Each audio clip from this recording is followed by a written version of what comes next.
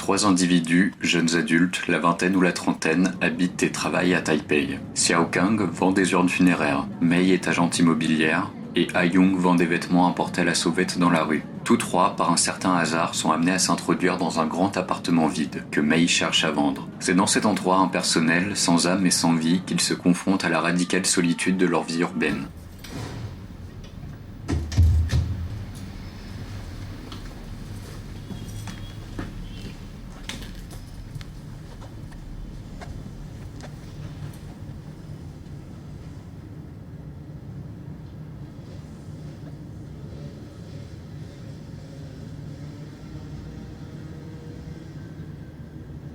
Si le cinéma de Tsai Ming-liang est souvent considéré comme empreint de lenteur, il n'est pas spécifiquement contemplatif pour autant dans le sens où rien n'est jamais visuellement beau dans son cadre. Au contraire, il cherche une laideur réaliste. Le cinéaste capte un environnement urbain aseptisé, gris, terne, en travaux et vide d'interaction. L'appartement vide est comme métonymique. Il n'a pas de spécificité, pas de vécu. Il est là dans sa matérialité mais ne présente qu'un potentiel d'espace à occuper. Dans celui-ci, les personnages se laissent aller à leurs fantasmes, à leurs désirs ou à leur désarroi. Ou à la bizarrerie, même, de l'humain qui se croit seul, pas observé, et s'agite par pure pulsion, en oubli des conventions sociales. Dans Vive l'amour, il n'y a que très peu de dialogues, très peu de répliques. Les protagonistes se croisent mais n'échangent et n'interagissent presque pas. Il y a comme une incapacité à communiquer. Finalement, là où ils parlent le plus, c'est dans leur travail, où chacun représente un pôle de marchandisation où même la mort en fait partie. Ce film se place presque comme un objet de résistance. Dans un monde de logique marchande où les minutes qui s'écoulent sont liées à l'enrichissement, la lenteur et le rythme des plans instaurent un nouveau rapport avec le temps.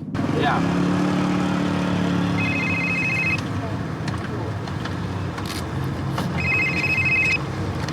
喂，喂，哎，我是。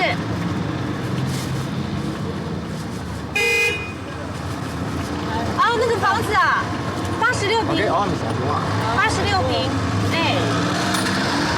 ，15楼，楼中楼，光线很好，3600哎，不贵啦，你要不要过来看一下？有啊，有空。你人在？喂。Le cinéaste taïwanais exprime ici l'une de ses marques de fabrique, son rapport à la matière. Car dans l'espace vide de l'appartement, la moindre matière présente contraste et ressort sous un jour nouveau. En un sens, le film fait retrouver un sentiment de fascination pour des choses aussi simples qu'un corps humain en mouvement ou de l'eau qui s'écoule dans une baignoire.